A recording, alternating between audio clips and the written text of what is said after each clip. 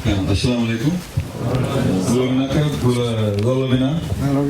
You gave it all away when I saw the notes was written on the Shangri-La Fijian Hotel letterhead. I knew there's some connection with Singatoka. I'd like to, of course, acknowledge the trustees of this mosque here, the ulama, the elders, and all the other members of this congregation who are here in Nikoro.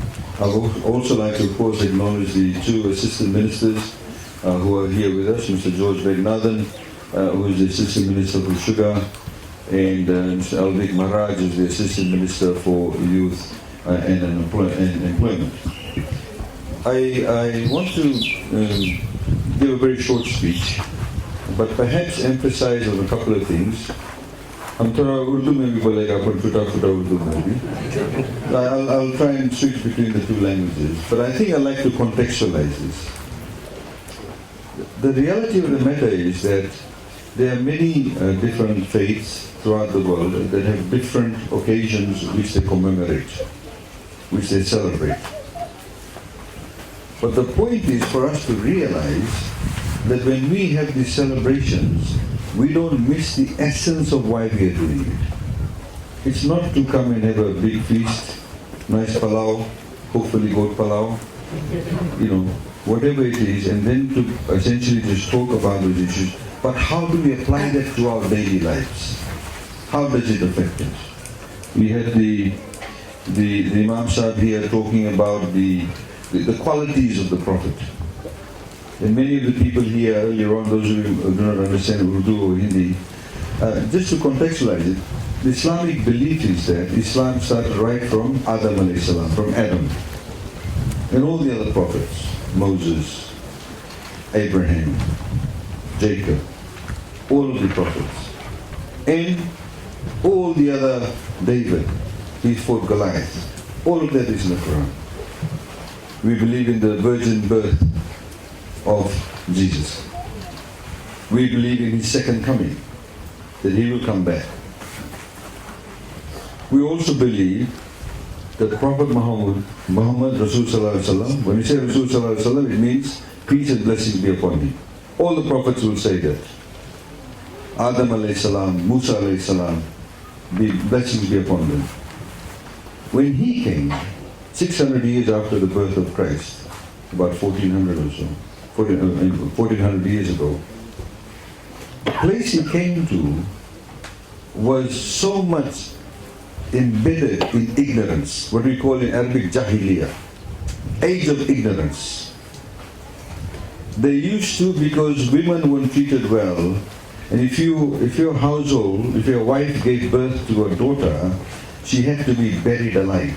That was the ritual, because women weren't considered worthy, only sons were.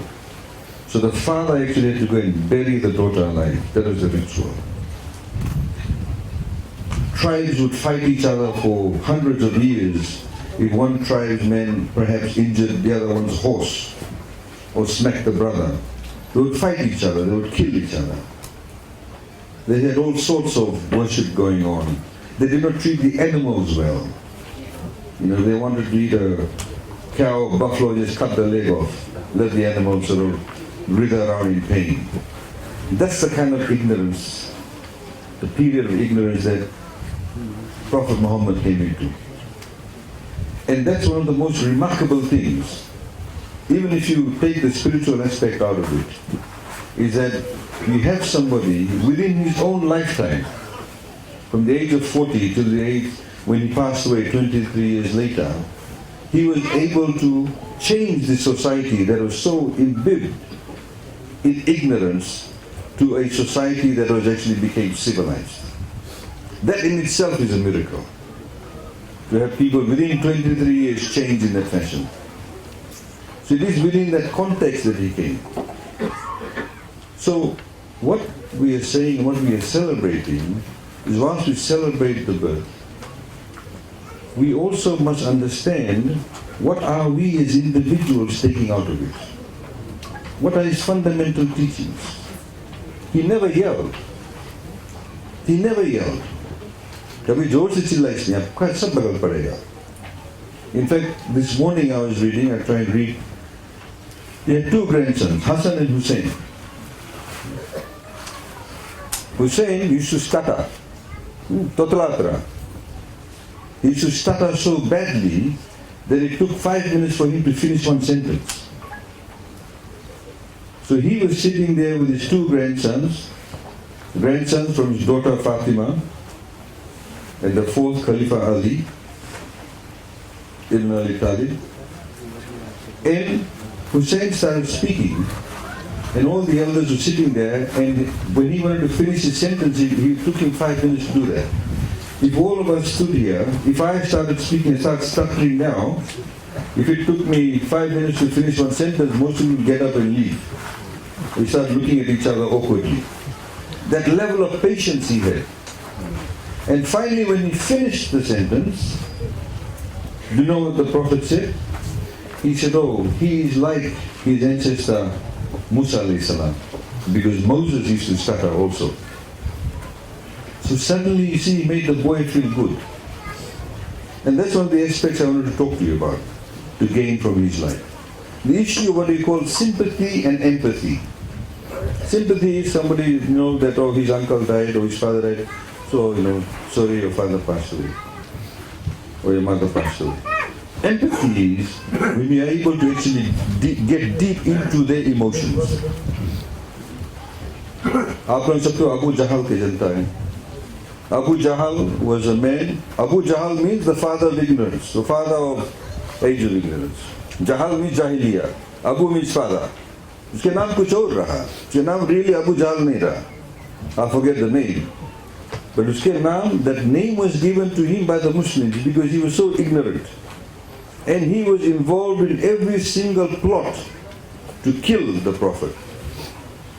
Every time he was plotting with the chiefs of the tribes to kill the Prophet. When, those of you know the story from Makkah, the Prophet went from Makkah to Medina, then back to Makkah, which is really the peak when they were able to overcome what happened in Makkah. And his son, Abu Jahl's son, came to meet him. The Prophet turned around and said to all the companions of the Prophet, he said, none of you in his presence, because his father just died, even though this is the same father who was against him, none of you in his presence should refer to his father as Abu Jahl. Because uske bhi to baap raha, bhale kaise baap raha, but uske baap raha. No matter what kind of man he was still his father. So we must show that level of emotion connectedness. We must show empathy. That's how we must be able to live our life. So the idea of this celebration is that we start looking, we start reading, how did the Prophet live his life? If you are saying he's the final seal of the Prophet, how did he interact with other people? How did he treat the orphans, the widows? Of course, it's mentioned in the Quran too. We have to treat the widows well, we have to look after them, we have to treat the orphans well, the poor. We give zakat every year, 2.5 cents in every dollar. You must give every year, apart from your normal charity, every year you must give that. It's to remind us that there are other people who are worse off than us. You'll always find somebody worse off than you. That's one thing I want to talk to you about, empathy and sympathy. The other aspect, of course, is the act of justice.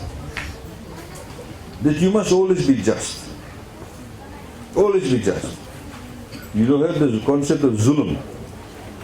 The absence of zulm is justice. अगर आप जुल्म नहीं करेगा तो जानो justice रही. If you don't do justice, there will be zulm, there will be oppression. If there is no justice, how you treat your wife, how you treat your husband, how you treat your neighbor, we are told. And nowadays these things are being forgotten. We are told, there's a basic teaching of Islam, you must not eat until you know your neighbor is eaten. Basic teaching.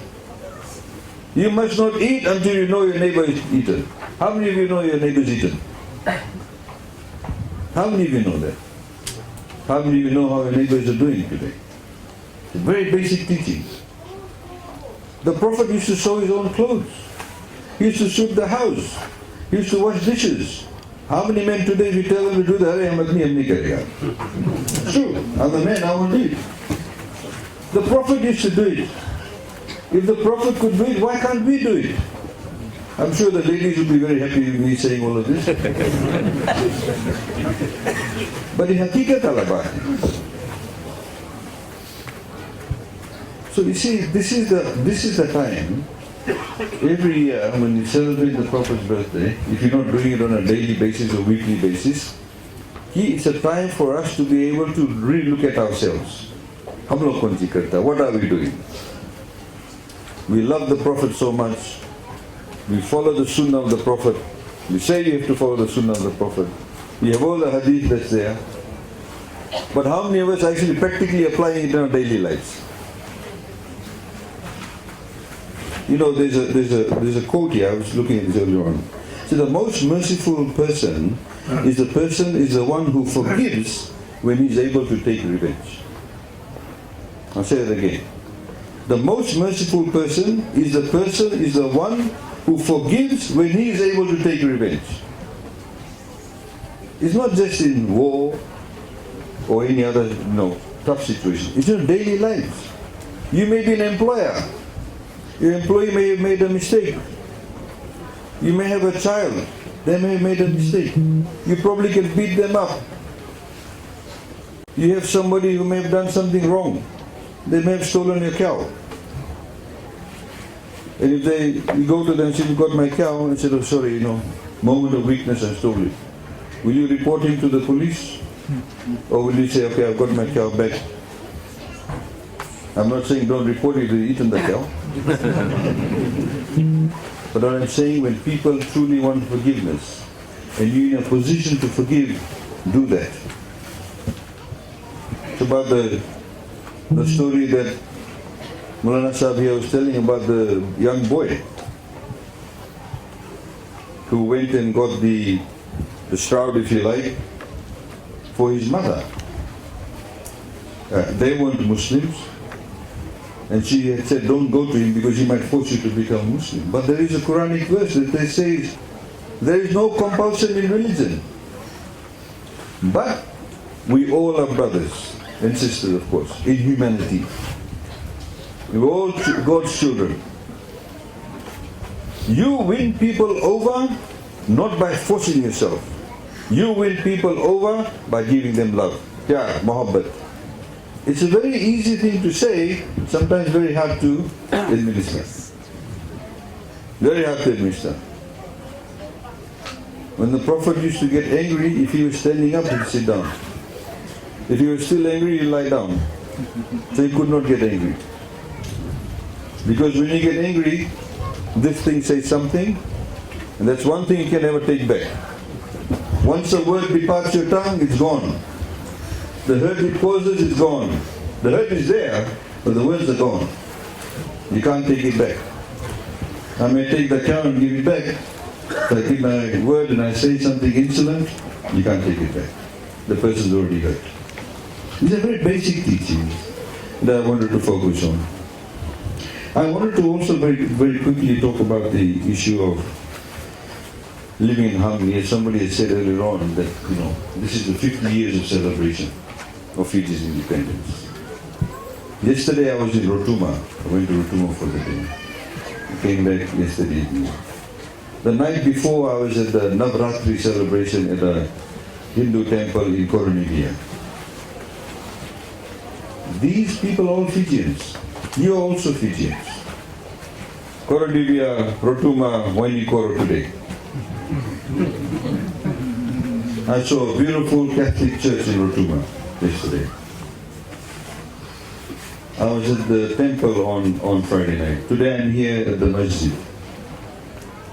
You're all God's children, but you're also Fijian citizens. And we must be able to work together. The Constitution gives us that privilege. As the Honorable Prime Minister, when opening one of the school blocks at Nandi Muslim School, I think 2 or 3 days ago, he explained very simply and very beautifully the concept of what do we mean by secular state. And many people get this wrong. Secular state simply means this. Every single person, every single Fijian has the opportunity and the right to practice their own faith, practice their own denomination. That's your right, and you must do that. You may be a different denomination within the Christian faith. You may be a Seventh-day. You may be a Methodist, you may be a Catholic, you may be Assemblies of God. You have different ways sometimes that may differ from each other. That's your right to do that. You're a Hindu, you practice your faith. Muslims practice their own faith. But the government has no duty to enforce it on anybody. That's what simply secular state means. If the government has a prayer, there's a government gathering and the government is in charge of saying a prayer, it must be a prayer that everybody can align themselves to. We should not propagate only one denomination, one faith, but a prayer that appeals to everybody. Of course, we come here, it's an Islamic occasion, they have the Muslim prayer. You go to church, they have their own prayer. That's their right to do that. You go to a Hindu temple, they have the Hindu prayer. That's their right to do that. That's what a secular state simply means. So we're very privileged in Fiji to have that opportunity. We're also very privileged to be able to share our faith with each other. One of the former presidents of India, and I said this on Friday night, he was a nuclear scientist, Kalam. He said, great men and women use religion as a means of making friends. Great men and women use religion as a means of making friends. Small men use religion as a fighting tool. You have to understand that. Because if you look at all faiths, we all believe we are God's children. We all teach, we preach love, affection, compassion. They are the commonalities. And that's how we must see our faith. I wanted to also, there's this, it's very interesting because I was just reading again this morning. They said when I think the young man who gave the lecture in English, he talked about the battles, Badr, Uhud, Khandak. And if you read from a historical perspective, they said when the Prophet was in the battle and he was fighting, he was in the middle of it, always in the thick of it, not on the sideline, in the middle of it. As soon as it was over, he never put his gaze up. He had his gaze always lowered. Despite the fact that the Arabian Peninsula, within his own time, came under his control. He still lived a very ordinary life.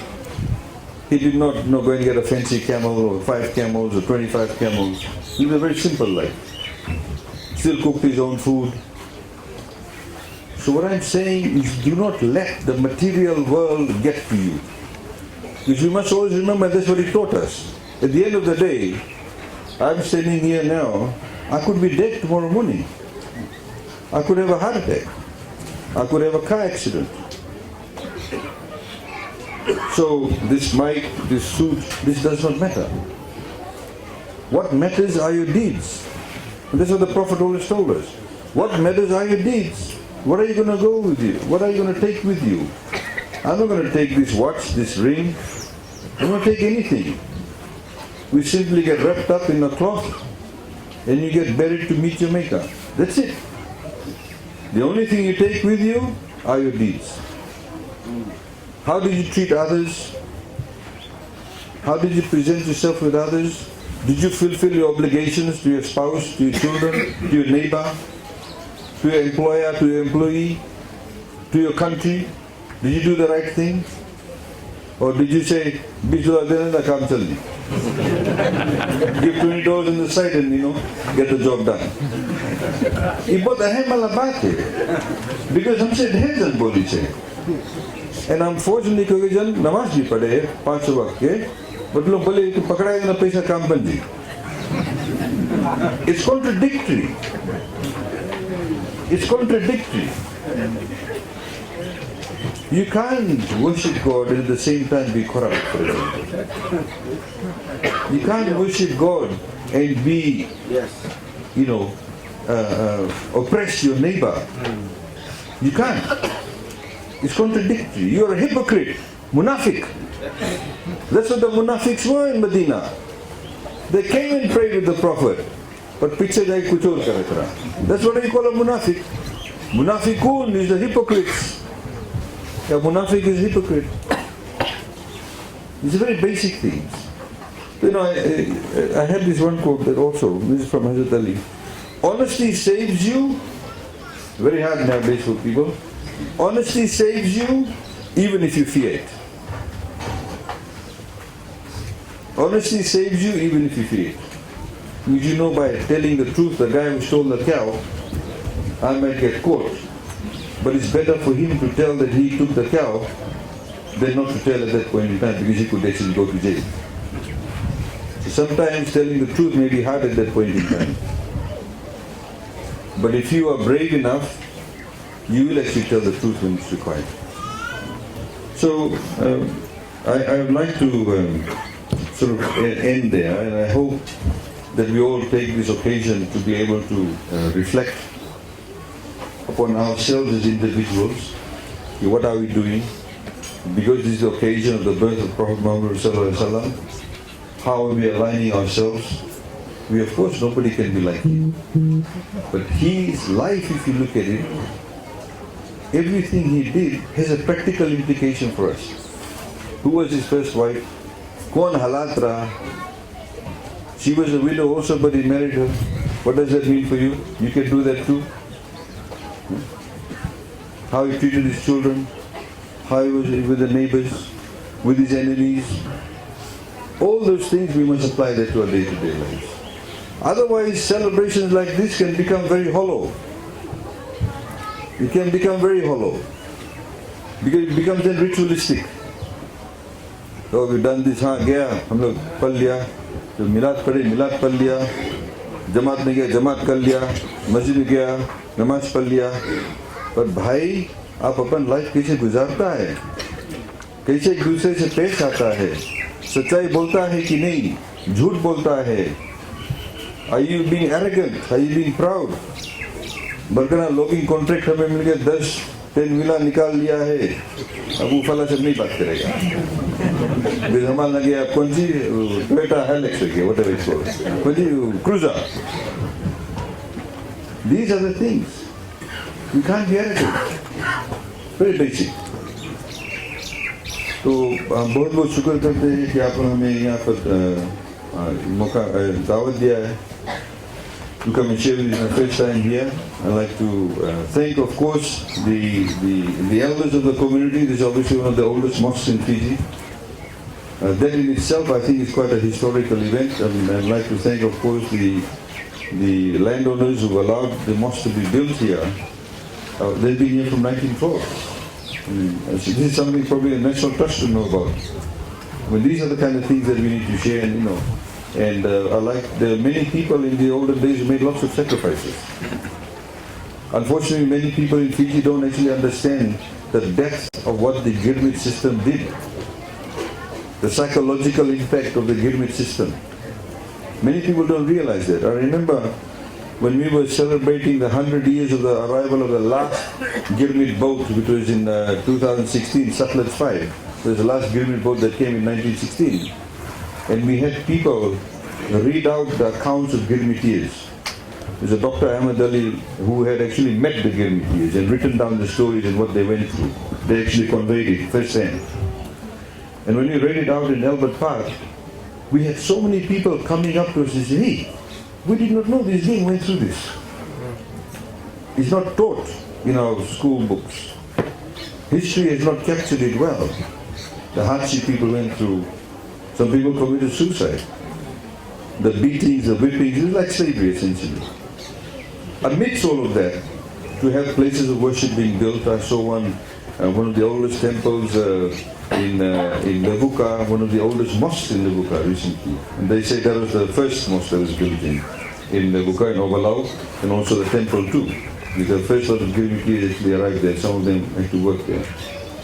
So all these historical places are there, and we need to be able to understand that, where people are coming from, and to be able to indeed celebrate the many religions we have, cultures that we have, and to thrive in that, and of course always be driven by God's word. I'd like to thank everybody and thank you for your presence. Shukriya.